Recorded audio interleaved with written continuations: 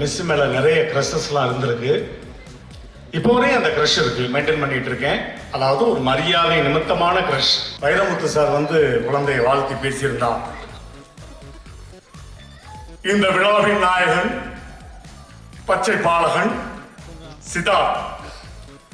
Miss மேலே crush இருந்தால் உன்னை சுற்றி ஒரு ஒளிவட்டம் தெரியும், உலகமே உன்னை திரும்பி பார்க்கும், பால் புளிக்கும், படுக்கை கசக்கும், பட்டினி கிடந்து பழகுவாய், தபால்காரன் தெய்வமாவான், உன் பிம்பம் பட்டே கண்ணாடி குடையும், இறந்து கொண்டே வாழவும் செய்வாய், வாழ்ந்து கொண்டே சாகவும் செய்வாய்.